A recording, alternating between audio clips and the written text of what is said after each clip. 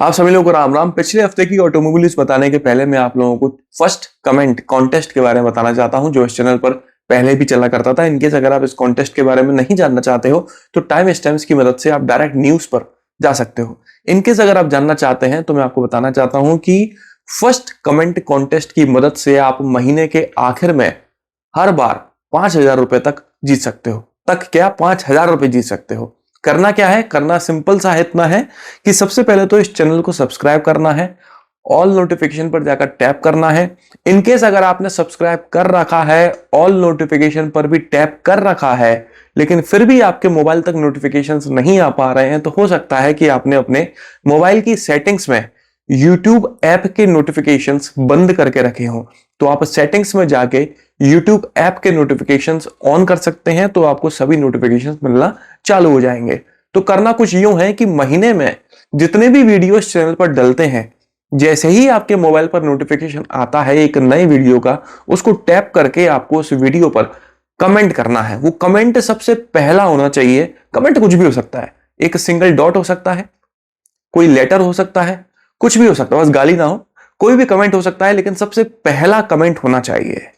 महीने में जितने ज्यादा वीडियोस पर आप जितनी ज्यादा बार सबसे पहला कमेंट करोगे, उतने ही ज्यादा चांसेस हैं आपके महीने के आखिर में 5,000 रुपए जीतने के।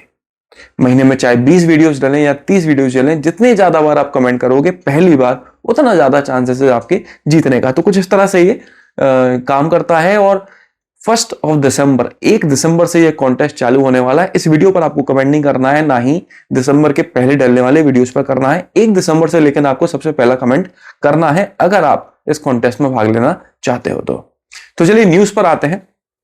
तो Hyundai crater off roader SUV की डिटेल्स को रिवील कर दिया गया है, डेब्यू किया गया है इस गाड़ी के डिजाइन को, कंसेप्ट को। आप देख सकते हो इमेज में, देखकर ही समझ में आ रहा है कि बॉस ये कंसेप्ट है, कोई प्रोडक्शन वर्जन नहीं है। और हुंडई और बाकी कंपनीज के जो कंसेप्ट होते हैं वो प्रोडक्शन वर्जन से कोसों दूर होते हैं। तो ये ऑफ रोडर एसयूवी जो है वो कब लॉन्च होगी, एग्जैक्टली इंजन डिटेल्स क्या हैं, इंडिया आएगी नहीं आएगी, ये सारे क्वेश्चंस अपनी जगह अलग हैं। लेकिन बॉस हाल फिलहाल देखा जाए सिर्फ डेब्यू हुआ है। JSWMG मतलब कि जो मॉरिस गैराजेस कंपनी है, ये मैंने आप लोगों को पहले बताया था कि JSWMG वाले तड़प रहे हैं किसी के साथ मिलकर एक नई कंपनी खोलने के लिए। असल में JSW ज्यादा तड़प रही है। तो ये लोग स्कोडा फॉक्सवैगन ऑटो कंपनी जो पूरा ग्रुप है उसके साथ मिलकर बात कर रहे हैं अब एक नई कंपनी खोलने के लिए। कुछ समय पहले मैंने आप लोग बताया था कि ये JSWMG चेरी ऑटोमोबाइल्स, जो कि चाइना की दूसरी सबसे बड़ी ऑटोमोबाइल कंपनी है, उसके साथ मिलकर एक नई कंपनी खोलने का प्लान बना रहे हैं। लेकिन वो बातचीत ठंडी पड़ गई। उसके पहले किसी दूसरी कंपनी के साथ मिलकर ये प्लान कर रहे थे, वो बातचीत भी ठंडी पड़ गई। अब ये स्कोडा ऑटो फॉक्सवैगन के साथ मिलकर बातचीत कर रहे हैं कि फ्यूचर में हम किस तरह से अपनी टेक्नोलॉजी और संसाधनों को आपस में शेयर कर सकते हैं। बाकी देखा जाए अगर थोड़ा सा दूर में जाके, तो JSW हमारी इंडियन कंपनी है। MG जो एक टाइम पर ब्रिटेन थी वो चाइनीज हो चुकी है। स्कोडा ऑटो फॉक्सवैगन ये जर्मन ग्रुप है। और तो मतलब इंडिया में जो प्रोडक्ट लॉन्च होगा वो उसमें इंडियन चीजें भी होंगी, जर्मन चीजें भी होंगी और चाइनीज चीजें भी होंगी, और खरीदेगा इंडियन। तो ये जो मिश्रण है, जो खिचड़ी है, जो वो हमें मिला करेगी अगर इनकी बातचीत सक्सेसफुल हो जाती है। तो जैसे कि मैंने अपने YouTube चैनल पे एक छोटे से शॉर्ट के थ्रू आपको बताया था कि गवर्नमेंट ने फिटनेस फीस को बढ़ा दिया है। फिटनेस फीस जो होती है ना, वो ये होती है कि जैसे आप गाड़ी खरीदते हो ना, तो वो ऑलरेडी फिट होती है। नई नवीली गाड़ी है तो वो क्या ही पॉल्यूशन फैलाएगी और क्या ही गड़बड़ होगा उसमें, तो वो ऑलरेडी फिट होती है, तो आपको सर्टिफिकेट मिल जाता है इंक्लूडिंग आपकी गाड़ी की कॉस्ट का। लेकिन अभी तक क्या चलता आ रहा था कि 15 साल तक के लिए वो सर्टिफिकेट वैलिड था। उसके बाद में आपको अपनी गाड़ी की फिटनेस दोबारा करानी पड़ती थी, जिसके लिए लगभग बरोबर चार्जेस थे हर तरह की गाड़ी के लिए। अब चेंज कर दिया गया है। किस तरह का गाड़ी है उस पर डिपेंड करता है कि कितने पैसे लगेंगे। दूसरा, 15 साल से घटाकर उसे 10 साल कर दिया। अगर गाड़ी 10 साल पुरानी हो गई है तो आपको गाड़ी की फिटनेस दोबारा करानी पड़ेगी, चाहे पेट्रोल हो, डीजल हो, CNG हो, हाइब्रिड हो, कुछ भी हो। 10 साल बाद आपको फिटनेस करानी पड़ेगी। उसके बाद 5 साल बाद दोबारा, मतलब 15 साल पुराने होने पर करानी पड़ेगी। उसके बाद 5 साल बाद और दोबारा, मतलब कि 20 साल पुराने होने पर दोबारा करानी पड़ेगी। कॉमर्शियल के रेट्स अलग हैं और प्राइवेट व्हीकल्स के रेट्स अलग हैं। कॉमर्शियल के लिए रेट्स काफी ज्यादा बढ़ाए गए हैं और प्राइवेट के लिए कम बढ़ाए गए हैं, या कह लो कुछ कुछ जगह बढ़ाए नहीं भी गए हैं पहले के कंपैरिजन में। तो ये चेंजेस किए गए हैं। आगे बढ़ते हैं तो किया सोरेंटो एसयूवी को टेस्ट करते हुए पहली बार इंडियन रोड्स पर दिखाया गया है। ये एक 3 रोज 7 सीटर एसयूवी है, हाइब्रिड में। नेक्स्ट जनरेशन सेल्टोस की तरह ये इंडियन मार्केट में आ सकती है। पोर्शे काइने कूपे इलेक्ट्रिक 2026 में जाके ये लॉन्च हो सकती है। लमसम 1.25 से 2.25 करोड़ के आसपास इसकी प्राइस रेंज हो सकती है। और रेंज की बात करें तो 600 से 650 किलोमीटर के आसपास आपको इसमें रेंज मिल सकती है।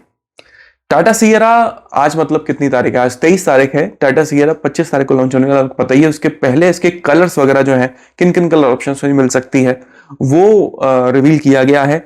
White, grey, Coorg routes, clouds, Coorg clouds, ये कलर देखने में ऑफ व्हाइट जैसा कुछ लग रहा है। बाकी तो सनलाइट में जब देखेंगे तो एक्जैक्टली पता पड़ेगा। हाल फिलहाल इस फोटो में कुछ ऑफ व्हाइट लग रहा है। ऑरेंज या फिर रस्की रेड कह सकते हो, कुछ भी कह सकते हो, वैसा कुछ कलर लग रहा है। ये लाइट ग्रीन, ये कुछ 5 कलर ऑप्शंस हैं जो आपको सियरा में मिलने वाले हैं।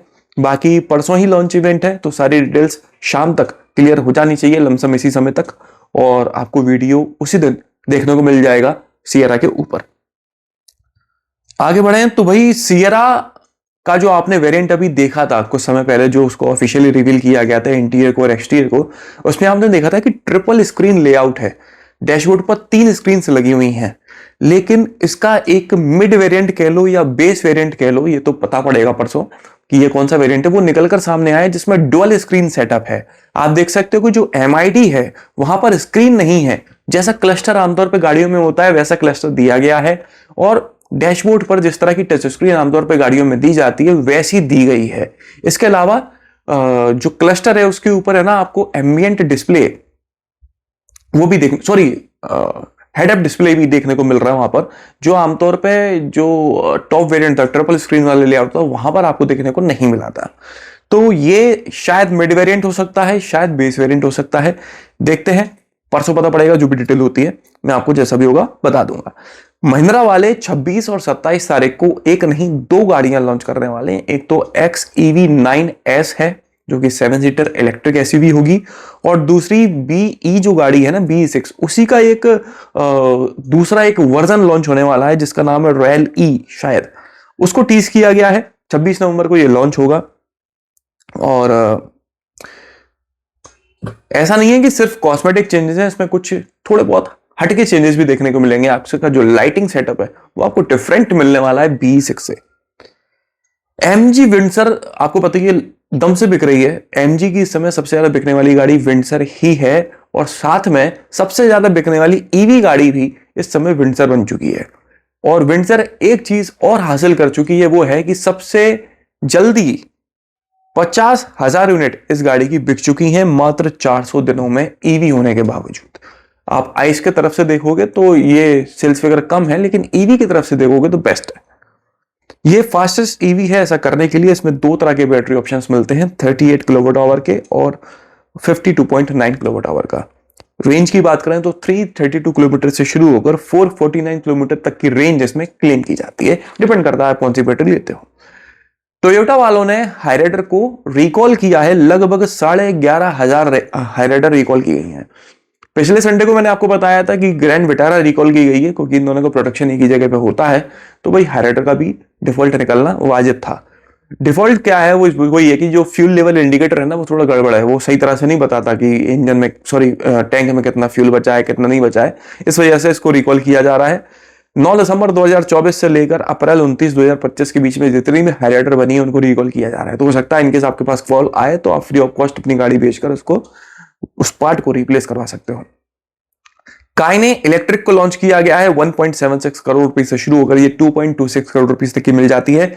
डिलीवरी जिसकी 2026 में जाके मिलेगी आपको ये गाड़ी, इनकेस अगर आप अभी बुक कराते हो या खरीद लेते हो। 2 वेरिएंट हैं, काइने इलेक्ट्रिक और काइने टर्बो इलेक्ट्रिक। 113 किलोवाट आवर की बैटरी मिलती है डुअल मोटर सेटअप के साथ में। 100 किलोमीटर पर आवर की स्पीड को ये सिर्फ 2.5 सेकंड्स में अचीव कर लेती है। 2 तरह के जो बैटरी ऑप्शंस मैंने आपको बताए थे, स्टैंडर्ड और टर्बो, वहां पर पावर आउटपुट्स भी अलग है। स्टैंडर्ड में यह 408 bhp की पावर जनरेट करती है और 642 किलोमीटर की रेंज, और टर्बो में 1156 bhp की पावर जनरेट करती है और 623 किलोमीटर की रेंज। मतलब पावर डबल से भी ज्यादा जनरेट कर रही है और रेंज में कोई खासम खास अंतर नहीं है। ये क्या अंतर हुआ भाई? ये कैसे किया? अगर आप पावर और रेंज को कर सकते हो मैनेज तो करते क्यों नहीं हो? कमाल है। जीप रैकॉन को रिवील किया गया है। ये एक ईवी है जो कि ऑफरोडिंग कंसेप्ट के हिसाब से बनाई गई है। ये जीप की अभी तक की सबसे ज्यादा पावरफुल ईवी है। 100 किलोवाट आवर की बैटरी है, डुअल मोटर सेटअप के साथ में 4x4 दिया गया है, 659 bhp की पावर और 841 Nm का टॉर्क है। 0 to 97 की स्पीड को ये सिर्फ 3.6 सेकंड्स में अचीव करती है। 238 मिलीमीटर की इसकी ग्राउंड क्लियरेंस है और इंफोटेनमेंट सिस्टम में 14.5 इंच की स्क्रीन दी गई है। इंडिया आएगी नहीं आएगी नहीं पता बॉस, अभी तक कोई ऐसी न्यूज नहीं है। जीप वाले बहुत सुस्त हैं, जो गाड़ियां उनकी अवेलेबल है उनकी नेक्स्ट जनरेशन तो ला नहीं पा रहे हैं समय के अनुसार। ये आएगी नहीं आएगी कहना बहुत मुश्किल है। आप लोगों को पता है कि मतलब मेरे अंदाज में मैंने बचपन में सुना था कि जीप की रेनिगेट आने वाली है, अभी तक नहीं आई है। सिर्फ बातें होती हैं, नहीं आती गाड़ी। पिछली बार कुछ लोगों ने कमेंट किया था, मुझे कानों में सुनने के मतलब कानों में पढ़ने के पहले कई सारे लोग कमेंट कर दिए थे कि ब्रेजा का फेसलिफ्ट का नाम कब आने वाला है। मैंने उन लोगों को बोला था कि ब्रेजा के फेसलिफ्ट की तो कोई न्यूज ही नहीं है बॉस, टेस्टिंग तक चालू होते पता नहीं पड़ी। और कोइंसिडेंट कह लो कुछ भी कह लो कि इस संडे न्यूज है ब्रेजा के फेसलिफ्ट की टेस्टिंग चालू हो चुकी है और पहली बार उसे टेस्ट करते हुए देखा गया है। हालांकि जो स्पाई फिगर्स हैं उनको देखकर लगता नहीं है कि इसमें बहुत अच्छे और बहुत वैसे चेंजेस आपको देखने को मिलेंगे डिजाइन में। बाकी फीचर्स नोरा आपको सेगमेंट के हिसाब से पहले से ज्यादा मिलेंगे, वरना ये सर्वाइव नहीं कर पाएगी जिस तरह की गाड़ियां आने लगी हैं। और इमेजेस में टेल लैम्प तो समझ में आ रहा है, टेल लैम्प में कोई ऐसा खास अंतर देखने को नहीं मिल रहा कि आपको लगे कि हाँ क्या फेसलिफ्ट है, ऐसा कुछ नहीं होने वाला। Skoda auto Volkswagen India private limited, ये जो ग्रुप है, इस ग्रुप ने 2 मिलियन यूनिट से भी ज्यादा गाड़ियां बना ली हैं इंडिया में। यह माइलस्टोन अचीव किया है इस ग्रुप ने इंडिया में पिछले लगभग एग्जैक्टली तो मुझे पता नहीं, अपनी नॉलेज के हिसाब से अगर अंदाजा लगाऊं तो 25 या 27 सालों में। तो भाई ये कंपनी जो है यहाँ पर लोगों को पसंद आ रही है, लोग उसकी गाड़ी खरीद रहे हैं। पिछले 3 सालों में इस ग्रुप ने अच्छी खासी गाड़ियां यहाँ पर बेची हैं। सिट्रन बेसाल्ट जो इंडिया में अवेलेबल है उसका एक ज्यादा स्पोर्टियर और कर्वी और शार्पी वर्जन जो है वो आने वाला है, जिसका नाम विजन हो सकता है। इसको ब्राजील में रिवील किया गया है, इंडिया कब तक आएगा नहीं पता। इसमें बम्पर्स नई तरह के हैं, एलॉय नए तरह के हैं, रेड ब्रेक कैलिपर दिया गया है स्पोर्टी डिजाइन देने के लिए और ग्राउंड क्लियरेंस को कम किया गया है स्पोर्टी लुक देने के लिए।